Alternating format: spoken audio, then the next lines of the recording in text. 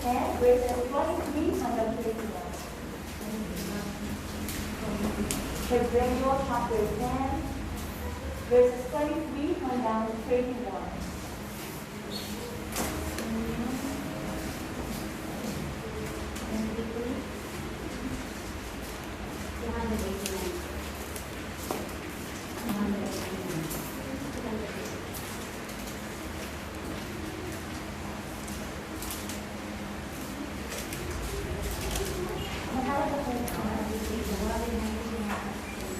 Hebreyo chapter 10, verses 23 hanggang 31. Salitan po natin basahin.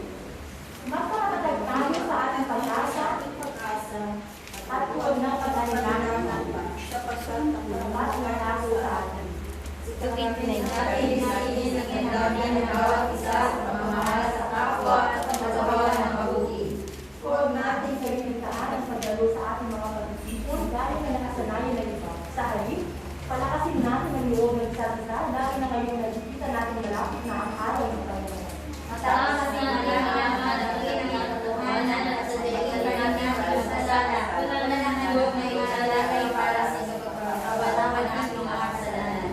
Ang nagbibigay tayo na lamang sa ating ay ang kapilapilapit na pagbubuong at ang nagdadagdag na apoy na tutulong sa mga kaaway ng Diyos. Ang pagpapatunayang magbag sa pagkakalis ay batay sa ating walang nagawa at pagsisis ay walang awang pinapatay. Gaano ba bigat sa akala ninyo ang parusang nararapat sa taong humamak sa anak ng Diyos? Lumapastanan sa dugong nagpatibay sa pitaan at nagpabalat sa Kanya at lumahit sa mapagpalang Espiritu. Sapagkat kilala natin ang nagsabi, akin ang pag-iiganti, ako ang magpaparusa, at dalhin ang nagsabi, pahatulan ng Panginoon ang kanyang bayan. Sabay-sabay po natin basahin. Kapilapilabot ang mahulog sa kamay ng Diyos na buhay. Sa pagkakataon ito, ang sabi po natin sa lalangin ang salita ng Diyos na may pakahala sa aking kaligtahan and also for the person na gagamitin ng Diyos na siyang mangangalan ng salita ng Diyos. Ipanalangin natin na taglayin niya ang kapuspusan sa pamamagitan ng Banal na Espiritu at malalim kumilos sa Banal na Espiritu sa ating lahat upang maulungan natin ang mensahe ng Diyos sa bawat isa. Let us all pray. Jesus, Jesus, Jesus. Ang Diyos ay bilang pilipan ko sa mga kumain lumanap sa ibadah. Kami naman sumakin na nasa piso ng kalisipan natin ang aming kalamat pinagbayaran sa salita. Bahagi na yung mga namin padalaan kahit na kami lahat ng pagsipan sa liparan kaya namin yung espiritual na pagiging kaya naman na ang liparan kaya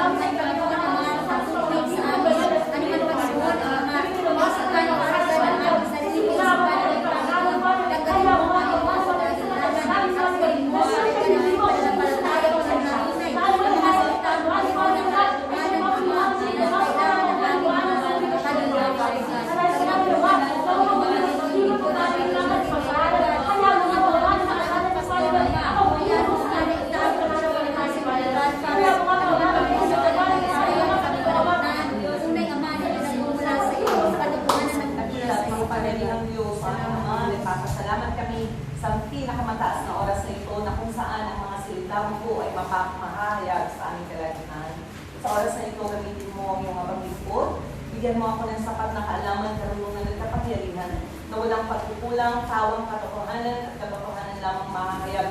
At patuloy o Diyos ng mga salita mo, bumago sa iyong mga anak, magpatibay sa iyong mga anak, magpalakas sa kanila, at patuloy magpuno sa kanila ng buhay na mula sa iyo. Kaya sa oras na ito, Diyos, ng aking mga bibig, lanisan mo upang hindi ako magkasala at tunay, Father God, ang kapangyarihan ng mga salita mo, mararanasan nga po ng bawat isa. Pinagkakatiwala namin ang lahat ng ito sa pangalan ng aming Panginoon Jesus. Amen. Amen. Sabihin nga po natin ang ating confession. Sige, ready? Naniniwala ako, sabay-sabay po. Naniniwala ako na ang kontrola sa salita ng Diyos ay umagsin ng Diyos mismo. Ako ay susunod sa mga salita niya na may buong paggalang, buong puso at isipan, kaluluwa at lakas ngayon at may halimanan. Hallelujah! Amen. Masaya po ako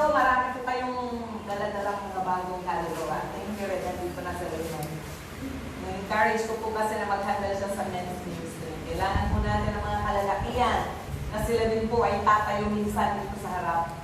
Minsan sila naman lahat gagamitin mga kalalakihan. Okay po ba, brother? Yes, talaga naman. Palakasin natin ang kalalakihan. Amen? Huwag na lang puro babae tumakay dito. Amen? So, nagpapasalamat po ako dahil buhay ang iglesia nito. Amen? Amen. Nararanasan po natin ang pagkilos ng Diyos dahil maraming kaluluwa ang dinadala niya. Ibig sabihin, gumagawa po kayo. Amen. Gumagawa po kayo, hindi kayo tulog. Kaya po, napakasarap pong isipin na minsan during Wednesday pa yun, sabi ni Sister Riza, Pastora, baka hindi na tayo maabutan ng matagal na taon dito dahil maliit na to. Parang nangangarap na siya ng ekta-ektaryang lupa.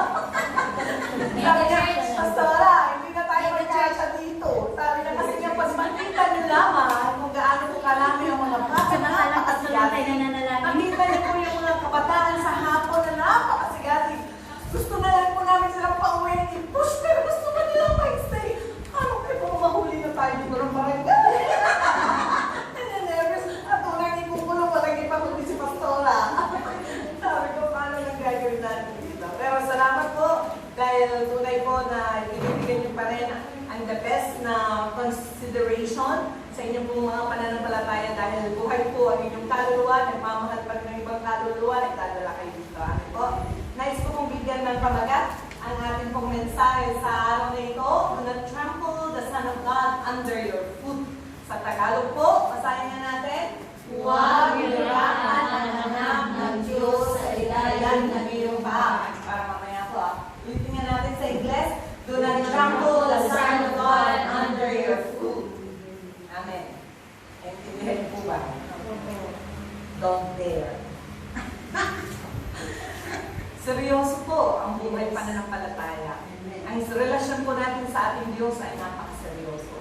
Kaya po, hindi po natin pwedeng skip ang ganitong klase ng mensahe. I hope you're there, listening wholeheartedly and sincerely. Amen? Nagpapatuwid kung may bagay man po medyo touching or the word of God is like hammer, dumudurog sa yung mga puso, accept it, dahil para sa kabutihan ng buwang bagay na ito. Amen po ba?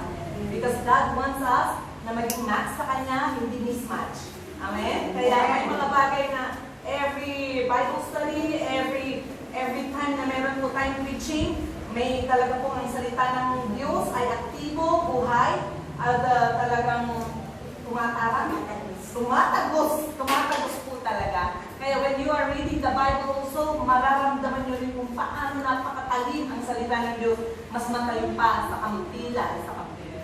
Sword na magkapila yung kanyang talim. Yes. Amen po? Kaya this is how the Word of God is so powerful. Kaya sa oras po na ito, nais ko pong sabihin minsan pa, ang Diyos natin pinaglilituran, meron po siyang dalawang bagay na hindi na kaya gawin. At yun ay, pagbago ng kanyang isip at magsinungaling. Tama po, Brother Lando? Magbago ng kanyang isip at magsinungaling. Yun yung dalawang bagay na hindi po kayang gawin ng Diyos. Sa Hebrew chapter 6, 13 to 18, mababasa natin yon. Numbers 23 verse 19, mababasa rin po natin yon. Natutuo po, bakit ba tayo at bakit ba ang mananampalataya in the Old Testament? Kung makikita po natin ang account ng mga tao na talagang nanalig sa Diyos ng puspusan, nanalig sa Diyos ng totoo, maa-account isa-isa, mababasa po natin sa Book of Hebrew. Ang Book of Hebrew, the men of faith na tinutukoy dito, may isa lang silang sikreto eh. They are the one who pleased God. Sila po yung namuhay na gusto po nilang kalugdan ng Diyos. At bagay na nakalugdan sila dahil sa pananampalataya. Kaya masarap pong manampalataya sa Diyos, hindi nyo pagsisisihan. Hindi nyo pagsisisihan. Nakita ko na po sa ilang taon na pananampalataya, bagamat, okay, aminin ko sa inyo, mula pa nung ako'y nasa sinapupunan ng aking ina, nabaptize na po si mother ko at that age na nandun pa ako 0-year-old. Nabaptize na rin ako, Buddhist na ako eh. I mean, laking church po ako, laking Sunday school. Pero sa paglipas ng mga panahon, nakita ko po nagmamahal sa ating Panginoon, sa mga tunay na nagmahal sa iglesia, sa nagpakita ng respeto, pagmamahal sa kanilang pastor, sa mga seryoso at sa kanilang ministeryo, tunay po na pinagpala sila ng Diyos. At yun po ay mapapansin po natin sa Book of Hebrew. And I hope tayo din may i-account ang ating pangalan sa Hebrew chapter 11. In verse sa dulo, may dadagdag ang mga pangalan mo. Pangalan ko, amen po ba? Desire na din ba yun? Pagkamat virtual na lang, hindi na, I mean, hindi na may susulat na literal, but I hope in reality, sa puso ng ating Diyos, makikita niya na isa ka rin sa isang tao na kumilala sa Kanya na nanampalataya na pwede kang maisama ang pangalan mo dito sa account ng mga tao na may pananampalataya. Dahil pinalugdan ng Diyos ang kanilang mga pananampalataya. Their secret is, they serve the Lord wholeheartedly. Mababasa mo yan. Earnestly seek Him. Earnestly they obey God. They live by faith. They long for better country than this earth. So yun po yung mga sikreto ng mga mananampalataya ng Book of Hebrew. Kaya po, bagamat puro Old Testament ang mga nakalagay dito, mga pangalan, but also, maging ang mga nanampalataya in the New Testament, di ba? Hindi naman lahat ng mga tao na nanampalataya mahirap. May mga mayaman naman dito. Si Lucas, mahirap ba si Lucas? Doktor si Lucas So, ang pananampalataya para lang sa mahirap, hindi po totoo yun. Dahil ang mga mananampalataya sa CCF, mayayaman. Mga mayayaman sa Victorious, ito pa ang mga nananambahan doon, mga artistahin. Dito ay sila mga artistahin, dito ay mga totoong artista. Ang mga pag pumunta po kayo, kasi nag-church po ako ng Victory, nung una-una pa lang po kami bumalik from Korea, doon po yung church na inatenan ko, kaya alam ko po kung paano din ang worship doon. Si CF, nadadaanan ko lang at narinig ko kasi marami akong mga nag-encounter. COP din, umattend ako. So kung dalaga pa ako, doon din ako umaattend kasi nga, parang hindi ako nag-church hapa, wala lang talaga ako. I mean, na-attendan ko po yung mga malalaking church na kagaya noon dahil po, nung nag-work po ako dito, alam naman kung umuwi pa ako sa probinsya namin para mag-church tuwing Sunday. Kung ano na yung pinakamalapit yung church na meron po akong friend doon na nag-invite sa akin, I should go there, syempre. Pero tunay po na masasabi ko na sa tagal ng panahon na ako po ay naglilingkod sa Diyos, tapat po ang Diyos sa mga taong may pananampalataya, hindi niya ipapahiya ang kanyang mga salita, hindi siya nagbabago ng kanyang isip at hindi siya nagsisimula. Kaya nga po, bakit ba ibinibigay ng maraming mga sumunod, na maraming mga tao ang kanilang buhay, na sila na nakakarat na tao, God touch them, they give their life, ibinigay po nila ang kanilang sarili upang ipaglingkod sa Diyos, pagamat walang mga monetary return sa simula ng kanilang mga paglilingkod, dahil alam po nila na tapat ang Diyos na nangyako sa kanila. Amen po ba? Generation to generation, ipaparanas po ng Diyos ang kanyang masaganang pagpapala, hindi lamang sa spiritual, hindi lamang sa mental, normal po yun na pagkatalinuhin ng Diyos ang mga anak niya. Ano ba naman kayo? Oo, di ba? Yes. Diba, right? Di ba? Maalala ko ba?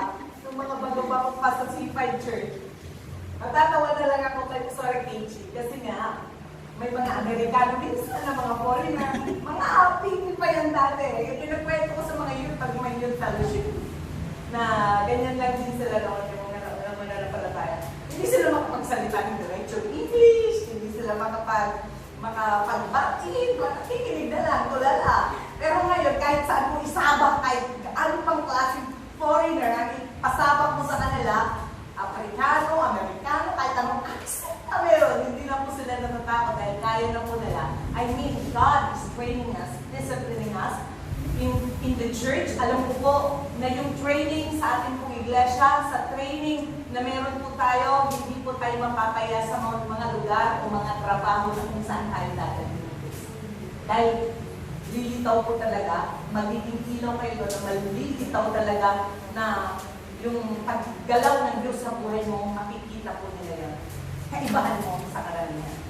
Kaya po, though nagsimula na very humble beginning ang aming iglesia during the time na wala pong kaupuan, wala pong bed, magsanay na tayo dyan kasi nga, katulong sa sahig o ano. But then God is making our church prosperous and prosperous at times passes. Habang ang time po, dahil nga po marami ng mga disipulo na hindi dinededicate na rin nila ang kanilang mga sarili para sa Diyos. Amen po. Kaya mag-wait lang po kayo ng right timing, waiting for your generation. This generation is blessed. Mas blessed na yung susunod. Mas blessed na yung susunod. But remember the consistency na hindi po dapat natin susukuan ng pananampalataya. Hindi naman po nagsabi ang Diyos na kapag nanampalataya na tayo ay hindi na kayo dadanas ng problema. Wala namang gano'n. At hindi rin kami nangangako ng gano'n sa inyo. Alam na po namin, ang dami na namin pinagdanan. Lalo pa nga na mas marami ang sasabatin mo na mga problema. Make things complicated, but the promise of God, you can overcome. Yes, you can overcome. You can overcome. And that's the promise of God. Kaya, man of faith, pag talagang papasok po tayo sa ganitong klase ng pananampalataya, ihanda nyo na ang inyong sarili, ihanda nyo na ang inyong kaisipan, ihanda nyo na ang inyong damdamin na masaktan. Lahat po, sasabahin nyo dahil meron po ginahanda ang Diyos na hindi na mas malaki para sa inyo. Dahil paano ka nagagamitin ng Diyos na hindi mo naranasan ang mga bagay na yun? Iba iisipin na negatibo. Kasi nag-iba ka na ng religion. Kaya sinumpa na ng Diyos sa buhay mo. Ano? Sinumpa? Hindi po. Talaga po may process na pagdadaanan tayo sa buhay pananampalataya. Kabilaan, may pagsubok ang Diyos. Merong temptation naman sa kabila. Kabilaan talaga yan.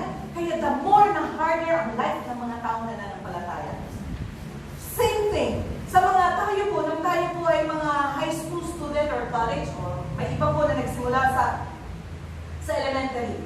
Nung tinitrain tayo, pag sumasali tayo sa mga sports, yung mga classmate ko, hindi sila kasali. Hindi sila kasali sa sports. Bala, pinipili, di ba? Chosen. Sino yung malalakas ang mga braso, kaya mag-endure ng mga training, pain. Yun ang pinipili ni coach, yun ang pinipili ni teacher. Napag-alam mo yung iba, mga taga-tao lang, taga-bully, no? Paman, sa panahon pa ni Jesus, may bully na. Sinasabi ko sa inyo, sa pananampalataya, marami ding bully, may bully. Pero meron po kasi tayong, ang kaibahan lang po, meron po tayong Diyos na malaki. Makapangyarihan na nangako, hindi niya tayo pababayaan. Amen po? Huwag tayong matakot. That is His promise. Though, alam natin na sasabak tayo ng kabi-kabila ang mga tentasyon, kabi-kabila ang mga problema, higit pa rin na mas malaki ang Diyos sa anumang problema na dinadala ng tao at pinapatap. Alam niyo mo ba kung bakit? Ano ba ang tao sa harap ng Diyos? Ay tila alikabok, uod na napakaliit. So, ibig sabihin ang tingin ng Diyos sa problema mo, uod lang din at alikabok lang din. Tama ba? Kaya kung paano natin tinitignan ng ating mga sinasabupa na napakalaking mga problema sa mata ng Diyos, napakaliit lang po ng mga bagay niya. So, huwag niyo din pong isipin bilang mga lingkod nyo o pastor na ginagamit ng Diyos, wala kaming problema, higit na mas marami kang iniisip. Kung kayo ako lang iniisip nyo, ako iniisip ko kayo lahat. Amen? Kung kayo ipapanalangin nyo lang ako ipapanalangin ko kayong lahat. Talagang ganun po na mas marami yung responsibilidad na meron kami sa aking mga balikat. Kaya, karamihan sa mga lingkod ng Diyos, meron pong time na talagang battle in our relationship with our family. Kasi, of course, kagaya din ng pamilya nyo, naghahanap din ng oras, naghahanap ng panahon. Kaya kailangan namin dublihin ang aming mga sarili, lalo pang bilisan ang mga ginagawa namin because we want to serve here in the church and we want to serve our family as well. Kaya dahil maririnig din namin kung anong reklamo na meron ng reklamo yung anak nyo, meron din demand yung anak namin sa physical, di po ba? Subalit dahil hindi naman po natin pwedeng i-set aside yung bagay na yun dahil normal naman na bilang ina at asawa ay may responsibilidad kami doon. Kaya mas matindi, subalit alam naman po natin ang pangako ng Diyos, na doble naman ang reward ng mga talagang ibinibigay ang kanilang sarili upang paglingkod sa Diyos. Amen po ba? So, ang sikreto, consistency. Ang sabi ng Hebrew, until the end, they live by faith. Hindi nila iniwan ang pananampalataya. So, sa ang ating pong pananampalataya, na standard na binigay ng Diyos sa atin ay walang iba kundi sampalatayanan niyo ang aking anak. Kaya once na nagkaroon na po tayo ng pagkakilala at tinanggap natin si Jesucristo bilang anak ng Diyos, ay bagay na pinalulutan ng Diyos. At ito na po ang nagsimula na katuwiran mo at katwiran mo. Katuwiran, righteousness. That is righteousness from God. Parang, gano'n lang kasimple, parang gano'n ang tanong mo siguro, ano? Romans chapter 1, verse 17, anong sinasabi doon? Ano ba ang ating katuwiran? Sino ba ang mga pinapaging matuwid ng Diyos? Sila na nananalig, sila na may pananampalataya. Roma kabanatang 1. Romans chapter 1, verse 17. Sabi dito, sapagkat pinakita ng magandang balita kung paano ginagawang matuwid ng Diyos ang isang tao. At ito ay sa pamamagitan ng pananampalataya, buhat sa simula hanggang sa wakas. Amen? Buhat sa simula until the end, hanggang sa wakas. Tulad ng sinasabi ng kasulatan, ang itinuturing na matuwid ng Diyos sa pamamagitan ng pananampalataya, mabubuhay. Sinabi ko na sa inyo, hindi nangako ang Diyos ng isang buhay na hayahay. Ang itinangako ng Diyos sa mga taong may pananampalataya, kung mananatili tayo hanggang bukas tayo'y magtatagumpay. Amen? Kung mananatili tayo, nagdidepende sa Diyos, panghahawakan natin ang ating mga pangako, kagaya ng ating inawit, standing on His promises, standing firm in faith in Jesus, alam ko ang Diyos hindi niya tayo pababayaan. Amen? Kaya nga po, bilang mananampalataya, ang katuwiran, ang pagiging matuwid sa harapan ng Diyos ay hindi paggawa ng mabuti sa ideolohiya ng mundong ito, kundi pagtataglay o pagkakaroon ng pananalig sa kanyang bugtong na anak. Ang tanong, seryoso na po ba kayo at tunay na nananalig na Jesus na ang bugtong na anak ng Diyos? Sumagot, tunay po ba ang pinapaniwalaan nyo na sa Jesucristo ang nag-iisa at bugtong na anak ng Diyos? Amen. Dahil kung totoo po ang confession nyo at pagsabi ng amen, walang anumang kapangyarihan meron ang mundong ito, walang anumang kapangyarihan ang dyablo na makakapanaig sa iyo, according to the book of Matthew chapter 16. On this rock I will build my church. On that confession na sinasabi natin, Jesus ang Kristo ang anak ng Diyos na buhay, hindi makakapanaig anumang kapangyarihan ng mundo ito. Wow, how powerful it is. Pero kailangan kung seryoso tayo, kailangan nalalaman natin.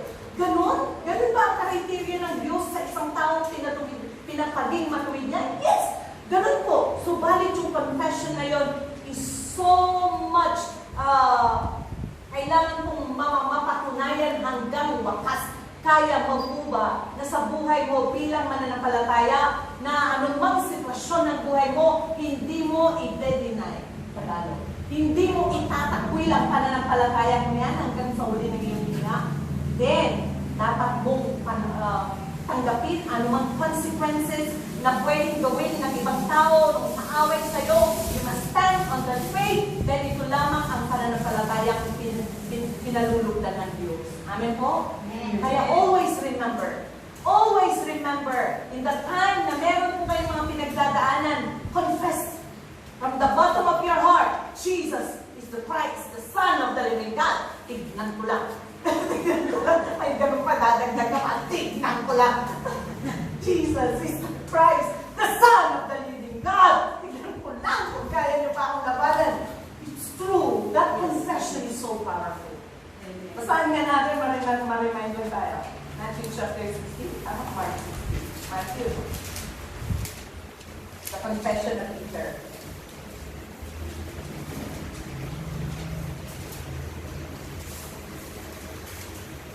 Ang pahayag ni Pedro, pahayag mo din at pahayag ko. Sige po, basahin natin Mateo Kabanatang 16. Talatang 16. Basahin po natin. Ready, go. Sumagot si Simon Pedro, kayo po ang Kristo, ang anak ng Diyos na buhay. Sinabi sa kanya ni Jesus, mapalad ka Simon na anak ng Jonas, sapagkat ang katotohanan ito ay hindi niyayag sa iyo ng sino mang tao, kundi ang aking Ama na nasa langit. 18. At sinasabi ko sa iyo, ikaw ay Pedro, at sa ibabaw ng batong ito ay itatayo ko ang aking iglesia, at ang pamahiyan ng katayan ay hindi ang mga kataya ay magtatagumpay laban sa kanya. Ibibigay ko sa iyo ang mga susi ng kaharian ng langit, at ang pagbawal mo sa lupa ay pagbabawal sa langit, at ang paghihintulot mo sa lupa ay paghihintulot din sa langit. Amen po? Meron ka ng susi, meron ka ng anak, may susi ka na, you can ask anything there in heaven na ma-experience mo here in this world.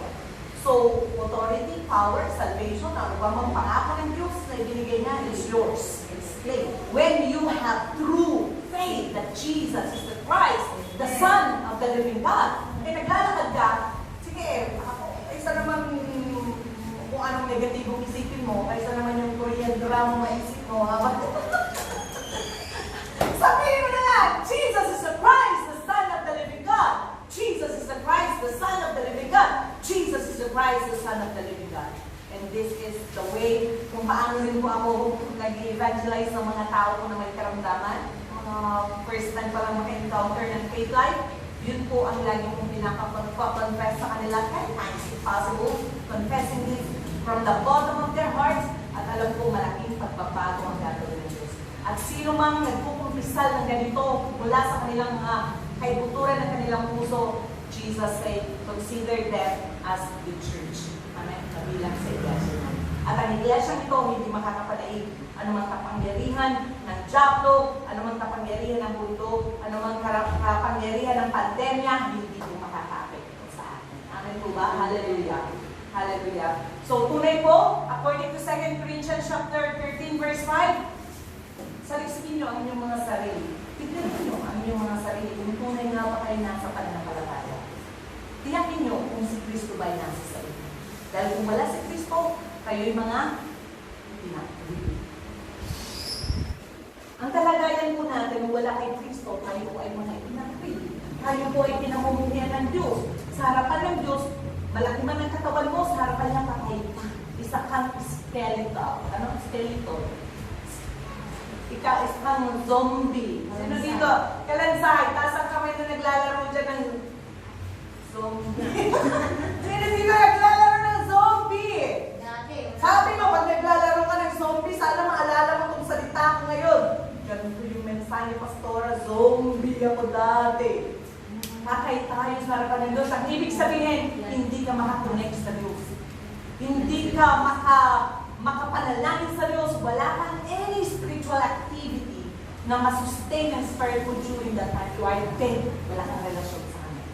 Salamat na tunay nga sa pagiging buhay na nandun tayo, sa pagiging patay sa harapan ng Diyos, kaaway ng Diyos, o itinakwil, inilipat tayo bilang isa ng minamahal ng Diyos. Amen? Di ba? Nung nagpapaptais ka, hindi mo narinig yun? Nung binautismuhan kayo, hindi nyo narinig yun? Tinig ng Diyos mula sa langit. Ito ang aking anak na lubos kong minamahal. Hindi nyo narinig yung promise na yun? This is the reality. Dati po, tayo po ay mga makasalanan, pinapaging matuwid ng Diyos dahil sa pananampalataya sa kanyang anak. Amen po? Amen. Dati po tayo nasa dilim. Kung anong gusto natin gawin, pwede mo lang gawin ngayon, very controlled ka na. Bakit? Mas liwanag ka na eh. So, ibig sabihin, marami at malaking na pagbabago ang naganap mula nung nakilala natin ang ating Diyos. Subalit malaki rin ang ating mga kinakaharap dahil kaaway ka na ng Diyos. Kaaway mo na ang mundo. Kaya nga, ano na ang buhay natin? Bilang mananampalataya, ano na yung mga places na ina-enjoy natin? Are you still enjoying? Na pumunta sa mga barkada mo, na puro na lang pinagkukwentuhan mga sexy ladies, pinagkukwentuhan mga walang taros na pagsasaya. Sabi na, okay, tama si Jesus naman, nakusip naman sa mga lasinggero at sa mga salanan. My purpose to do the mission. Hindi ka makiupo. May babae dyan, at table brother. Alam mga lalaki, si Brother Raymond, pinagsawa niya yata nung binata ka siya. Sa mga table, kasi pumasok na po kami sa dispatch, sa Pastora. Ay, talaga naman. Di ba pag player ka, di ba may player ka, nanalo tayo, nanalo kami. Di ba mag-treat si teacher? Pupunta kami sa dispuan, pero ako lang nakaupo. Iba iniinom ko, iba iniinom nila. During that time, okay, ano bang purpose? Hindi ko ito makalimutan. Yung pastor talaga na nag-raise sa kabanatuan. Mission field natin yun eh. Di ba? Ang loob ng dispuan, hindi ba natin mission field? Eh kung ang purpose mo, pumunta rin para sumayaw-sayaw at mag-enjoy ng todo-todo, eh iba na. Pero ang purpose mo ay pumunta rin para mag-mission at mga yung kaibigan mo doon. Kung kaya mo kung kaya mong makapag-control sa sarili mo, you go, kasi part ng mission field. But then, hindi tayo ang dapat na-influensyahan, tayo nag-i-influensya sa kanila. Ano ba? Kaya nga, paano kaupo ni Jesus, yung mga lasinggeros, kaupo niya yung mga maniningil ng buwis, sa kalino, namumotong ka rin. Kasi isipin nila yung maglalaro na sa'yo, namumotong ka, nangihingi ka rin sobra-sobra. Pero hindi, alam po natin kung paano inibig ng Diyos ang mga kasalanan kasi inaabot niya sa lahat. Amen po? Ang hirap kasi umabot sa ating Panginoong Jesus kung di siya ang magbababa ng kanyang sarili para abutin po tayo. Inabot po tayo ng ating Panginoon kaya nandito naman po tayo sa sitwasyon na kung saan we are so grateful and by that showing that we are grateful, we are bringing new souls din. Nagdadala din tayo at gustong-gusto rin natin na may iba pa na magkakaroon din ng pananampalataya na susunod pa sa atin din. Amen po ba? Kaya nga, yung karanasan po natin ay totoo, na alam ko na naranasan nyo ito at pinapasalamat nyo sa Diyos. Dati po nandun tayo sa dilim, ina-enjoy po natin ang ginagawa ng mga tao walang pananampalataya. Si Pastora, sa tingin nyo, kahit pa since birth, sa inyo, since no boyfriend, since birth. Ako naman lucky sa church, since birth, parang gano'n. Akala nyo parang, napaka-banal-banal na yung aming mga buhay kasi since birth, nandun na nga. Wala, paano naman kaya? Nung mga, ano ba yung mga kalokohan namin nung mga bata? Okay, nung bata, nakaw kami dyan ng mga mangga, saging o ano yun? Langka ng mga tita-tita dyan sa mga, sa probinsya. Hapulin ka ng aso, ano. Tapos nung mga college days, ano ba mga kalokohan namin? College days.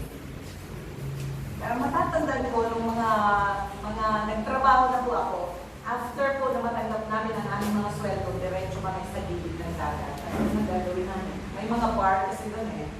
So may mga, yung lugar na kung saan doon sa gilid po ng dagat sa amin, meron po mga inuman, may banda.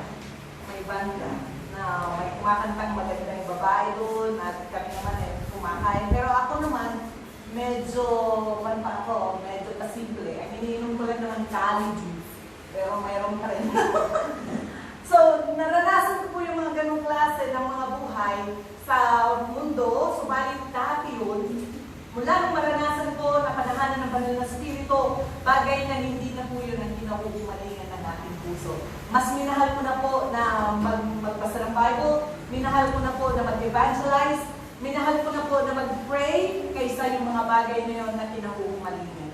Dahil alam ko po na mga ang salita na natin Diyos, anumang pakikipagkaibigan sa mundo nito, ay hindi po kinalulugan ng Diyos, kaaway ng Diyos. Yung mga bagay na He loved when He enjoyed this world. Nandito po tayo sa sitwasyon na kung saan napaka-narrow, napakaliit ng ating linalakaran sa mundo nito. Parang feeling nyo na parang you are not accepted, you are not belong, because this is reality. Dahil kung tunay, sabi nito, kung ikaw ay mananampalataya, ang isip mo hindi nakatuon sa bagay sa mundo ito na makapag-create ka ng castle mo, makapag-create ka ng comfort zone mo in this world. We are just like breeze passing by. Tayo lamang ay isang hangin na dumaan lang. We are just alien. Sabi dito sa Bible, we are just alien and strangers. So, ibig sabihin, just short moment, we are doing our mission, fulfilling kung anong pinapagawa ng Diyos. Pero ang ating final destiny, walang iba, yung kapag-asa natin, tama, mamamatay ako, subalit ako'y muling mabubuhay at makakasama ko na ang aking tagapagligtas. Ano po ba? One day. One day. Subalit sa mga nakaranas ng pagkapagod at huminto sa pananampalataya, dumating ang ating Panginoon Jesus sa tingin mo, papasado yan. Yung huminto, mga teacher pa naman kayo. Huminto, katahawagan mo. Balik! Balik ka, repeater. Oh, alam po natin ang mga prinsipyo sa mundo ito. Kapag nag-aaral ka, nung college ka, at kalagitnaan ka lang ng semester, huminto ka, tapos piling mo magmamarcha ka, ang dating ng march. Ganun. So, ganun din po sa buhay pananampalataya. Pare-parehas lahat tayo, maraming pagdadaanan. But then, ang pinakamahalaga dito, consistent ka sa faith mo, hindi mo susukuhan, hindi mo, pastora, kahit nadapa na ako ng 10 beses, madapa naman na, fail ka 20 times. Then rise up 21 times. Amen po? Rise up 21 times. Ibig sabihin, nananalo ka pa rin. Nanalo ka pa rin at alam ko, patuloy mong mapanghahawakan ang pangako ng Diyos sila na nagtatagumpay hanggang wakas.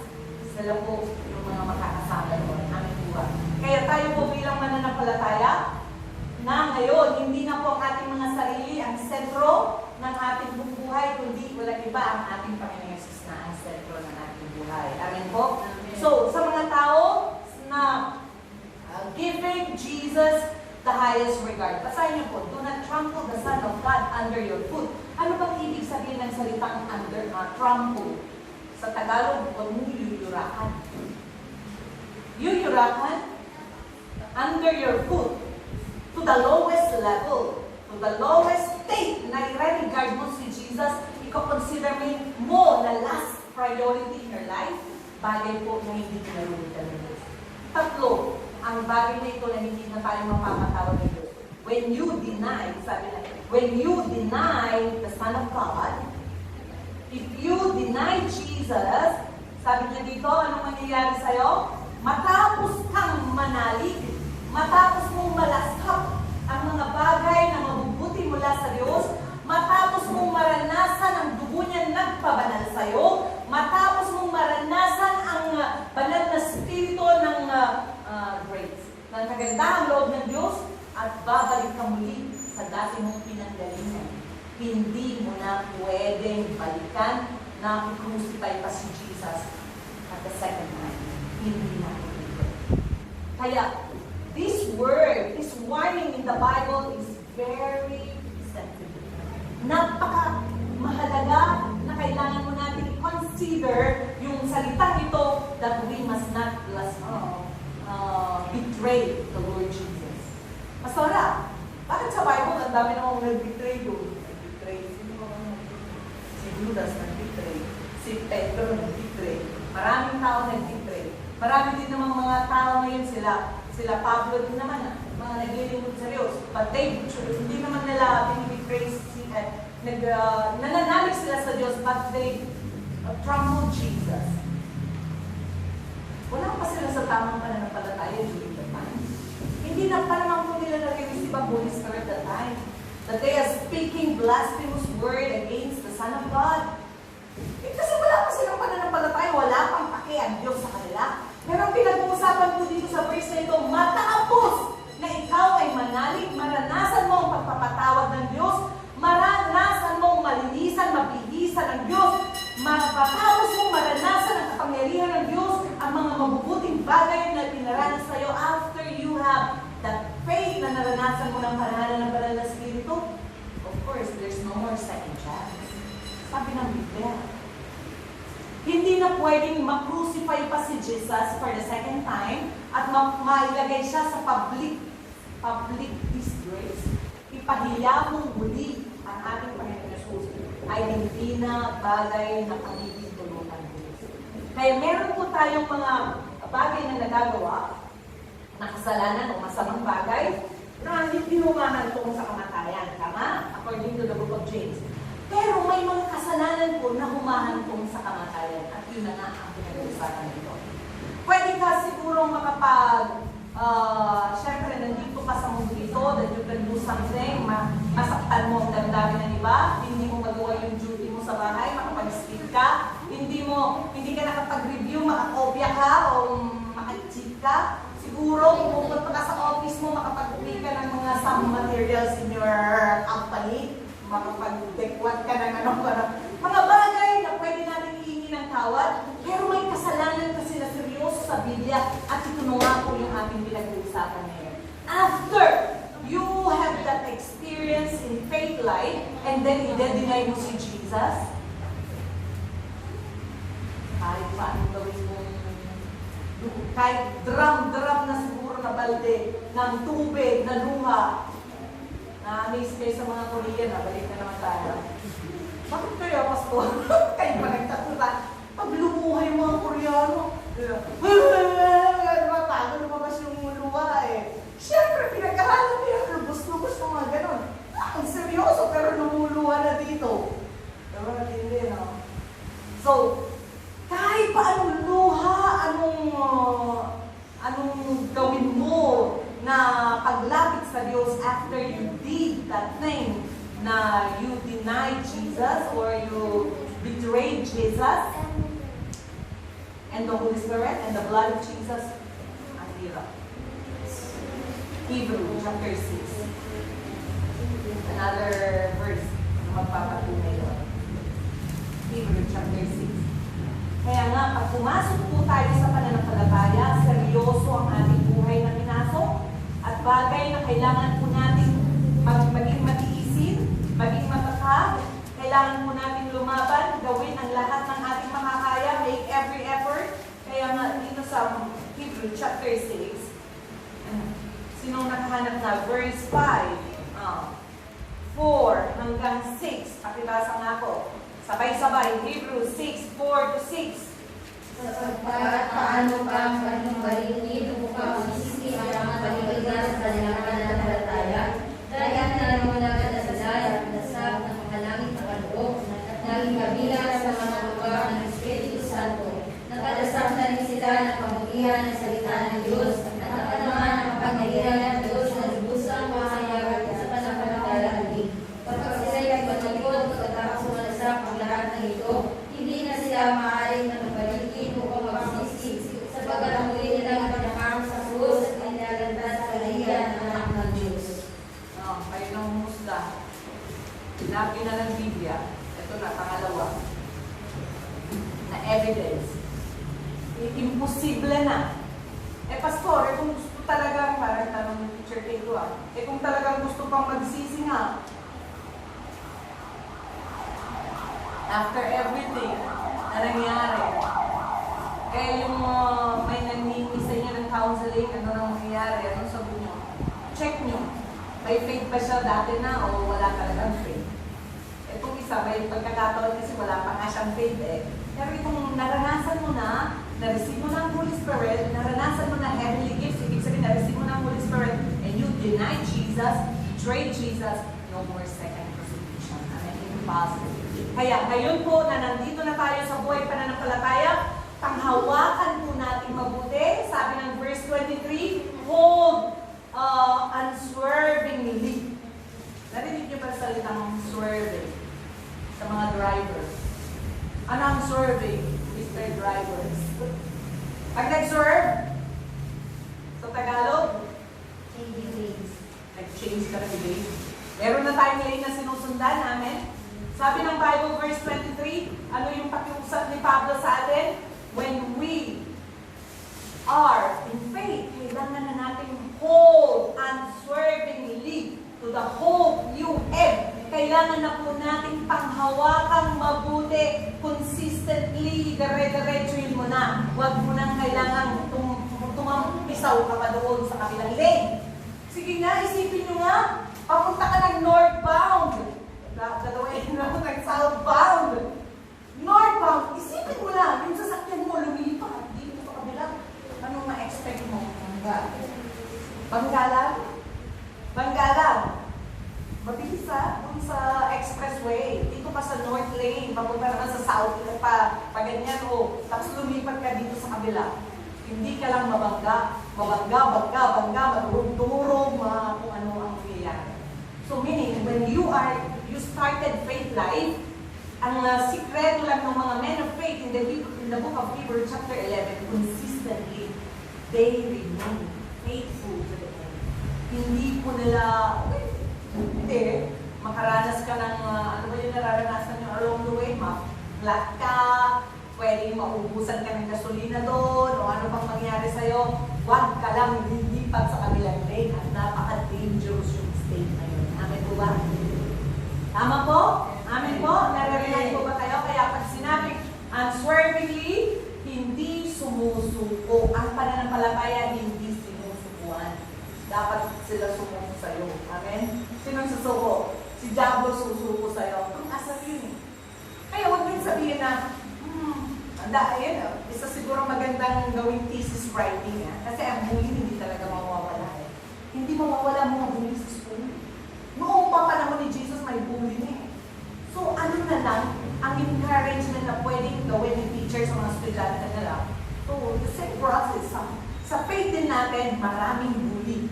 Hindi lamang yung mga kamag-anak mo walang pananampalataya, pwede silang gamitin ng kaaway na mag-bully sa'yo. At mismo nga na sarili mong sinful nature bully din sa kaluluwa mo, di ba? Hindering factor din naman ng sarili mong sinful nature sa buhay pananampalataya mo at relasyon mo sa Diyos. Eh, lagi natin iniisip, ito pang nararamdaman ko ngayon, ito pang naiisip ko ngayon, akma ba, kalooban ba ng Diyos? Nice ba ng Diyos? Kasi gusto ko, gusto ko maging, ang dami mong pangarap sa buhay. So is that calling you to this temptation na magkaroon ka, makakreate ka ng pride or for your own self-righteousness, bagay na kailangan mong i-control ang iyong sarili? Kaya anong ginagawa natin bilang mananampalataya? We always kneel down every morning kasi we are seeking God guidance sa ating mga buhay dahil pwede tayong mag-fail, pwede tayong mamali ng mga desisyon. Hindi ko naman sinasabi na pray ka na mamali. Maiwasan mo ng mas may guidance ka to 90%, right? Meron kang things na pwede kang ma-fault na, sabi ko sa inyo, ma-fault, but the most important thing here, yung consistency na hindi mo susukuan ng pananampalataya. Okay, ano na? Kung nagkamali ka, humingi ka ng kapatawaran, tama? Right away, immediately, nakita mo ang sarili mo, nakalabigay ka sa kalooban ng Diyos because sinning is to break the law of God. Mag-deviate ka sa kalooban ng Diyos. Kaya right away, God, remind me, ano pa yung mga nagawa kong talbos sa yung kalooban? Bakit ko pinagdadaanan yung bagay nito? Are you teaching me something? Or there's something wrong na nagawa ko, na nag-deviate ako sa kalooban mo? This is the easiest way na pag nagbibigay ko tayo ng counseling. Siyempre, pag humingi ng counseling, may problema, tama? Paano mo babalansehin? Ano bang problema? Bagay na tignan mo. Kung ito bang, di ba, pag nagka-counseling mo kasi, hayaan mo magsalita siya na magsalita. Ayaw mo na ilabas niya, di ba, gano'n ng counseling. Ayaw mo na maglabas siya na maglabas. Pakinggan mo lang siya. Pakinggan mo lang. Pero during that time, ina-analyze mo na ano ba ang nangyayari, ano ba ang problema. Is there disobedience? Dahil nga, breaking the law. Disobedience against the will of God. Kaya, consequence of sin. Kasi may consequence ang sinning. Bagay na yun yung mga nalalasap niya ngayon ng consequence of that sin, and you can easily help that person na humihingi ng counsel sa'yo to pray for that situation at mabibigyan mo siya ng guidance according to the Word of God. Same thing. May consequence din naman ng faith sa buhay po natin. Doing this type, may consequence. Doing the righteous or doing faith. Alam din natin the great consequences or great result naman ng ating pananampalataya, mga promise ng God. Ano yung mga favorite verse nyo? Sa tao may pananampalataya, mapangyayari ang lahat ng bagay. Wow! Saan niyo gusto? Kung ang promise ng Diyos sa atin, kapag ikaw ay nanalig, may pananampalataya, walang mahirap sa Diyos. Walang imposible sa Diyos. So yun yung mga pinangahawakan natin na mga pangako. May mga great consequences when we live in faith na totoo, pananalig sa ating Panginoon Jesus. Amen po ba? So here, verse 23, isa-isahin na natin. Hold consistently or unswervingly to the hope you have. At ang pag-asa natin mga kapatid, mamamatay ka, mamamatay ako, subalit, dapat alam niyo yung taluto, tayo muli, bubuhayin at makakasama natin na magkakari ang ating Panginoon. Nag-browse ako kanina pag naghahanap ako ng mga English. Kagabi ba? Itong si Steve Jobs, na may-ari ng Apple, yun pala ang sikreto niya sa kanyang pagiging success in life, na inihahanda niya ang kanyang sarili anytime.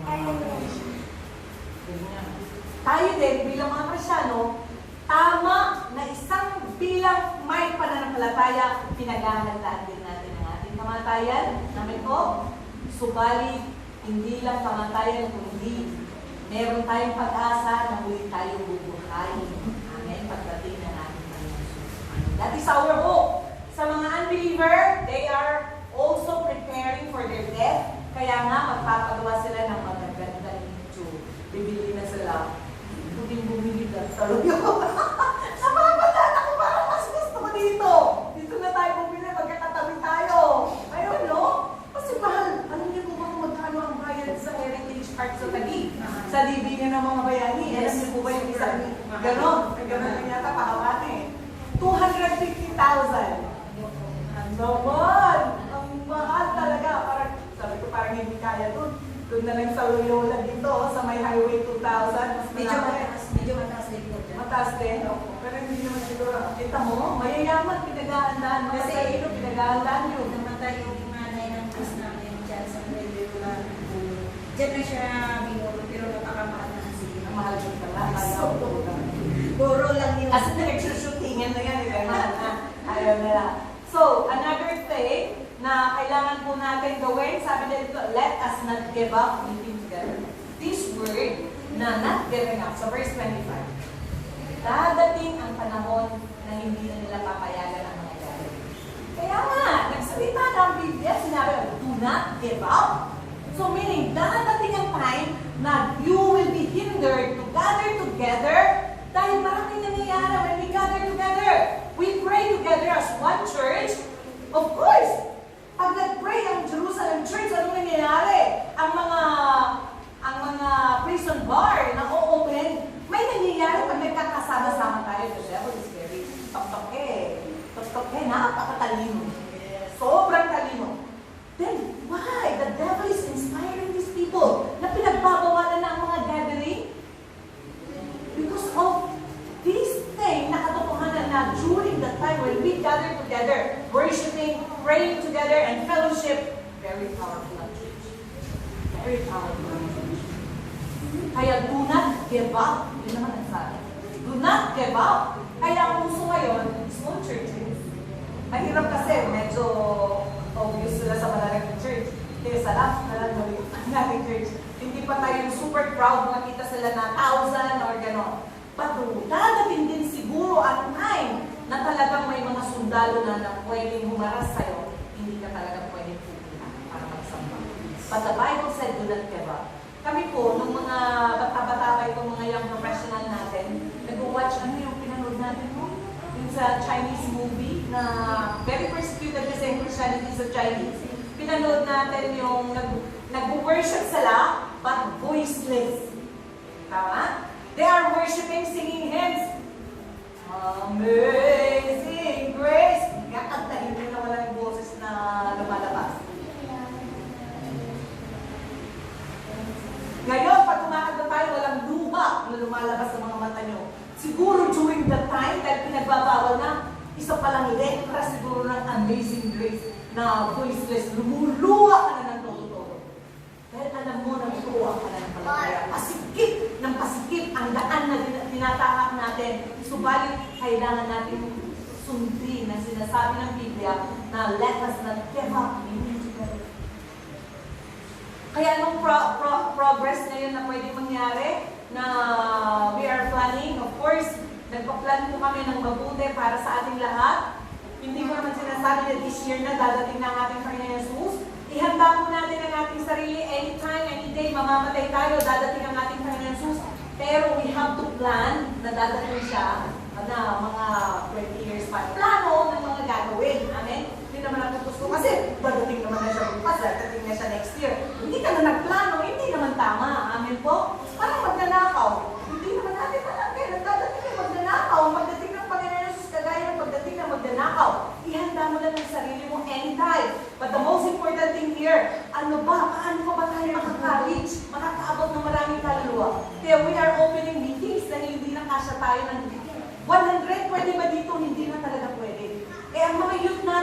dami. Kaya i-open ko dahil meron naman ng mga nakatalaga na mga workers na meron ng men's ministry, ladies, o women ministry, and mga youth at saka mga senior high school na ma-open na tig-isang gabi or 6 to 7:30, yun ang mga meeting time once a week para concentrate sila, fellowship, praying together. Yun naman ang pinakamahalaga na to eh. Teaching them, guiding them, and praying together para maging strong sila in faith. Walang no other way kundi gawin ang bagay na yun. At nakaset na po ang mga leaders na nakatalaga para sa mga departamento na yun. Kailangan na lang natin i-practice. Amen po. By next month. Next, sabi dito, verse 26, stop sinning. Stop sinning. Dahil alam po natin ang paggawa ng kasalanan separate us from God. Pastora, di ba? Sabi mo, may evil things. Okay, nakagawa tayo ng mga bagay na hindi maganda. Di ba nakaka-lesson din naman natin ng inspiration mo? Di ba? Ang hirap. Pag nakagawa ka ng mali sa harapan ng Diyos, ang hirap lumapit sa Kanya. Pero anumang sitwasyon na nakagawa ka ng masama, hilitin mong lumapit sa Diyos sa may pagpapakumbaba. Pag nagkamali, aminin. Pag binuli ka lang, anong gagawin mo? Dead no, sa salita nating kanto. O sa ibang salita, huwag mo pansin. Hindi naman totoo mali. Pero napakahalaga sa buhay po natin at sa relasyon natin sa ating Diyos, ang puso po natin nagtatapat sa Kanya dahil wala naman po tayo may tatalo sa Kanya. Iyak po natin sa Kanyang harapan ang mga bagay na nagawa natin kaliwas sa Kanya. Because when we confess our sin before Him, puputulin niya parang mapuputol. Unlike yung hindi natin nasabi at hindi natin i-confess ang ating mga kasalanan, bagay na mananatili pa rin nag-stand. So napakahalaga ang time with God, praying, dahil doon, nagre-repent ka, doon talagang nananalangin ka, ano pa ba, Diyos ko, ang mga pagkukulang ko na hindi ko pa nagagawa. We need to practice the kind of thing that the Bible is telling us in Hebrews chapter 12 verse 4 na we need to fight against sin until bloodshed. Ganun katindi. So, time na may nag-aaya sa'yo, dahil alam po natin this time, ang improvement na ginagawa ng other religion.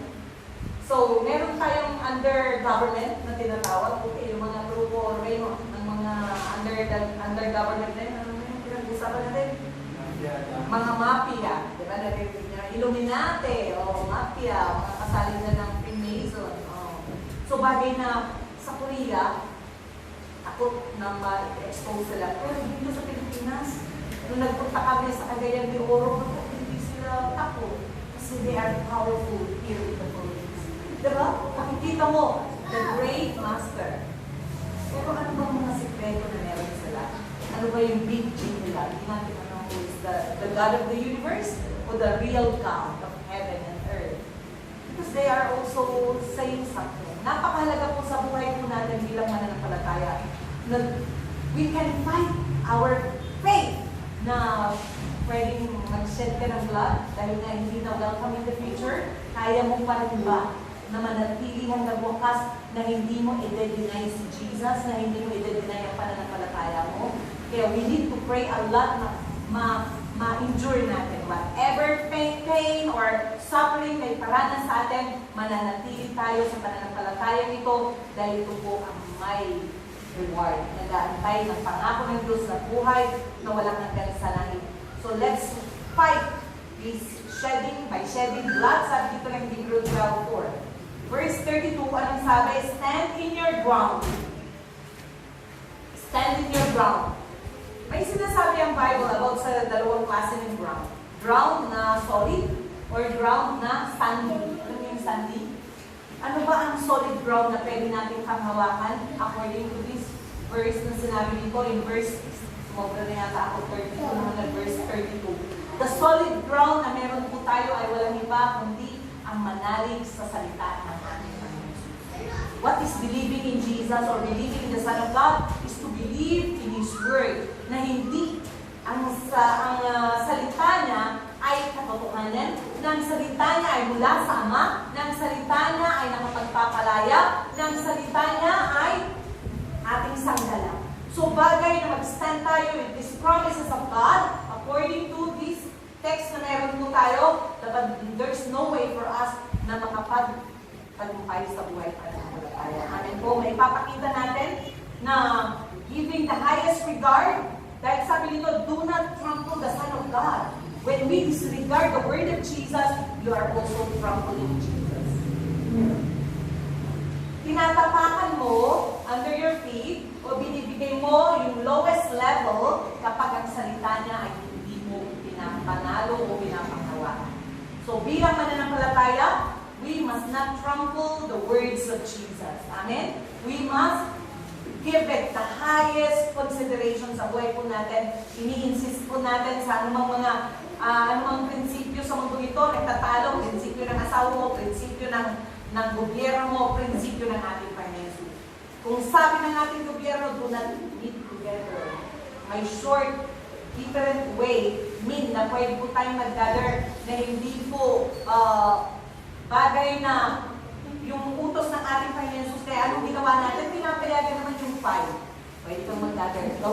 Take po natin this opportunity na nang nakaraan MPCQ, 5 lang ang pinayagan, nag-gather pa rin tayo. Binigyan po tayo ng pagkakataon, hindi man dito, doon sa bahay ng ating kapatid.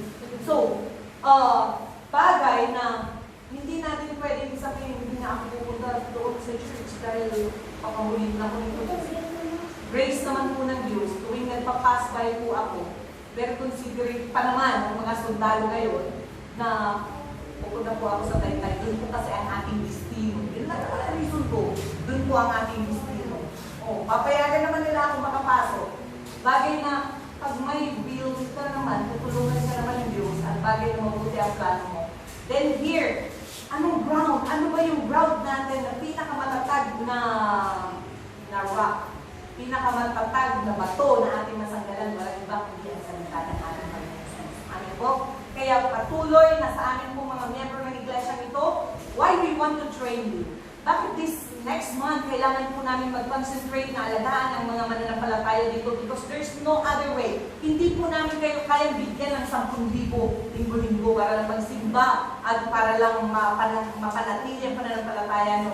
Ang ibibigay po namin sa inyo ay best pa kaysa sa anumang monetary amount na tunay po sa anumang kayo dadalhin o anumang sitwasyon. Ang pagdadaanan nyo in the future, you can still stand in your faith. Amen po? Kaya meron po kaming papel na gagampanan bilang mga leaders, no? Pero meron din kayong gampanin na ibigay nyo naman po ang inyong mga oras para ilaan, para maturuan kayo sa bagay na ito, para makapag-stand kayo on that ground. Ituro po namin sa inyo yung ground na yun. Amen po ba? Yung mga turo ng ating Panginoon sa tinanggap namin, ituturo naman po namin sa inyo. Amen po. So, let's stand in the ground, the solid ground, the teaching of the Lord. And lastly, do not throw your confidence. Huwag ninyong tapon o set aside ninyong confidence in faith. According to this text, sabi doon, ano ba ang confidence mo? Are you confident in your flesh? Or confident ka ba sa yaman na meron ka? Dadating ang time, mararatan lahat yun, may iwan lahat yun. Tatanda ito, hindi mo na mapagkakatiwalaan ng lakas mo. Ang kayamanan na meron tayo na parang ipo-ipo, pwede mawala anytime, di ba? May kakilala ko na judge. One time lang siya nagkasakit, naubos niya 3 million. Yun na bang bangko natin? Ilan pa mga coffee? Ilang million? Nagkasakit yung judge! 3 million! Saan tayo magkakakilat ng 3 million? Pinarahan lang siya kasi judge. Mahirap lang po. Sabihin mo naman, pipila ka doon sa hospital. Ay, pumunta ka sa social work. Ano ba yun? Ang hirap! Yung social work, hindi ng tulong. Napakahirap sinasabi ko sa inyo. Ang hirap. Kasi nga, sabi nila noon, i-apply ko daw. Ay, wag na! Sabi ko kasi pinapa-apply kay mami para sa mga pag-pacemaker na ubak. Uulitin ulit.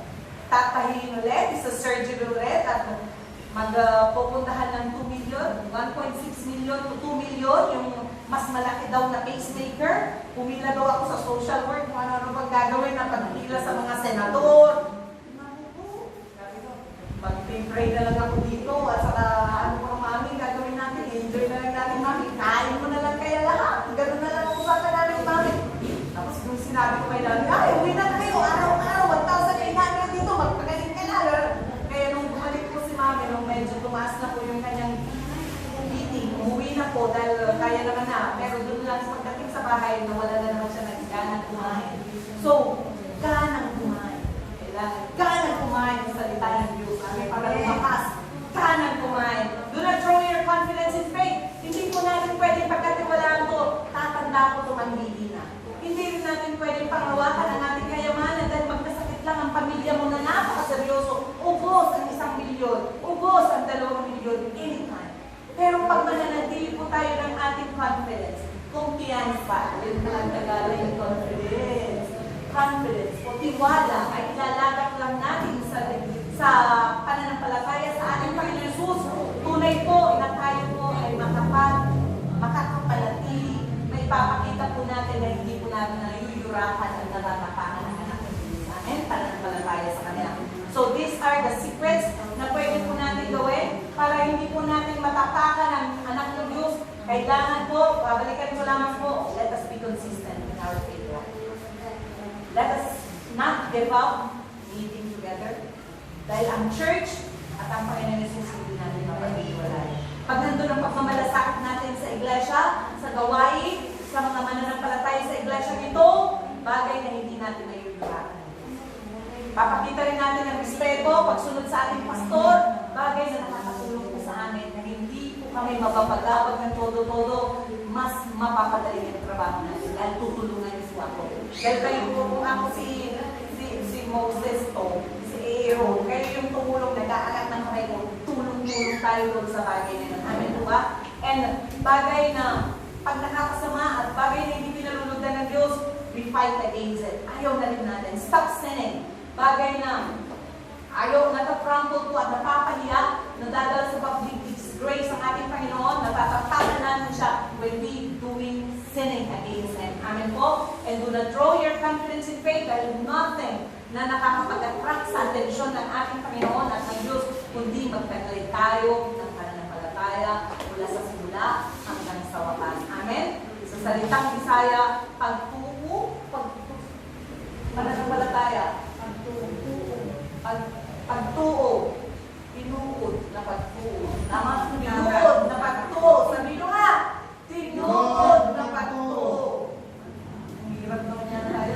Tunay na pananampalataya. Kailangan natin magtaglay ng buhay. Buhay. Binuwi. Buhay na pananampalataya. Pinagbuhay. Nabiyag ng pamati. Kung na naman Ilocano. Tagalog mat. Buhay na pananampalataya. Sa Bisaya naman. Buhi. Napagtuo. Buhi na pagtuo. Kaya tayo po. Whatever. Natin ko tayong pagtuo. How do you respond? Doon sa biyaya nila, sa grasya na tinanggap natin mula sa Diyos, sa mananampalataya yung pinagkaloob niya, how do you respond? Yun po, faith from the beginning to the end. Hindi po natin matatapakan yung pagkagawin natin. Bigay po natin the best high regard sa Kanya, sa Kanyang mga gawain sa iglesia, at sa lingkod ng Diyos, at sa mga disipulo ng ating Panginoon Jesus. Diba sabi niya, pag binigyan mo, pag pumunta sa bahay niya ang mga lingkod ng Diyos in the future, bibisitahin kayo, bibigyan nyo ng malamig na tubig, is your respect to Jesus. Amen? Dahil kung anong trato mo sa mga disipulo ko, anong pagtrato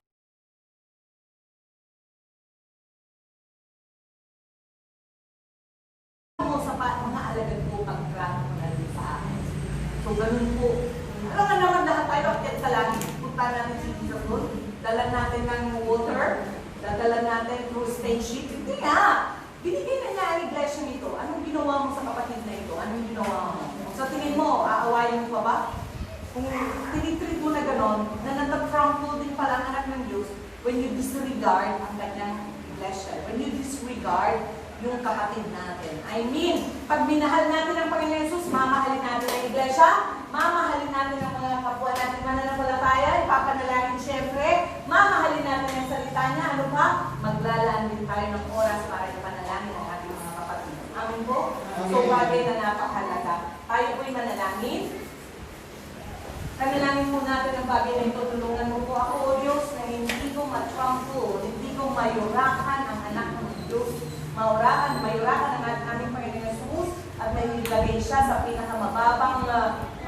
konsiderasyon, kundi maibigay ko ang pinaka-best na consideration sa regard sa ating Panginoon Jesus. Tayo manalangin. Jesus! Jesus! Jesus! Maraming Diyos na magpapalitan sa lahat. Pinapasalamatan ka namin sa pagkatunay na pinakabagan mo kami. Salamat sa grasya mo. Salamat sa desisyon mo. Salamat po Diyos sa pananampalataya na pinagkaloob mo. Salamat po sa buhay na ganap na pinagkaloob mo. Para alam namin nagdating ang panahon na pasikip ang mundo na pinagagalawan namin. Subalit bigyan mo kami ng sapat na kalakas, sapat na kaalaman, karunungan kung paano ng aming buhay pananampalataya. We will not deny Jesus. We will not betray Jesus.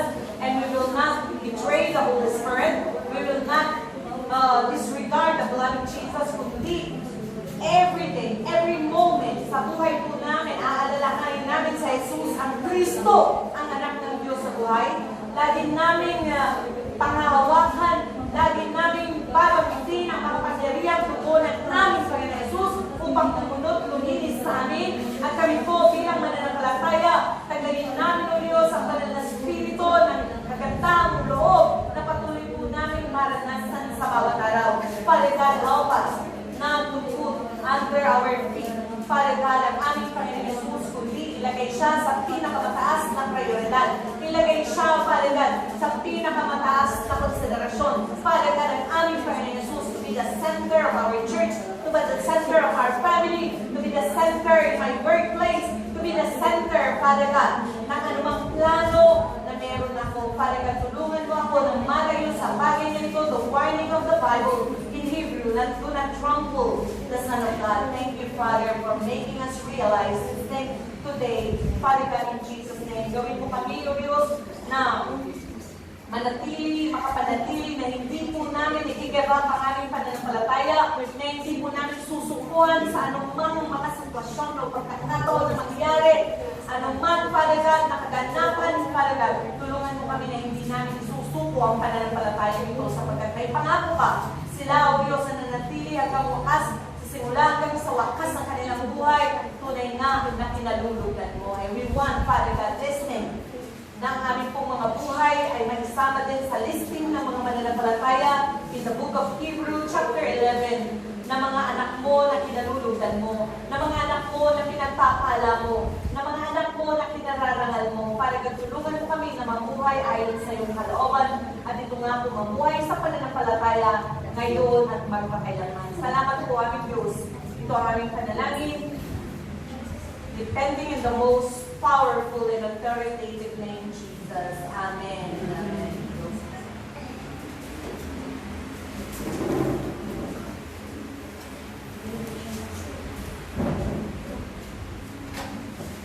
Tayo kung narinig kayo.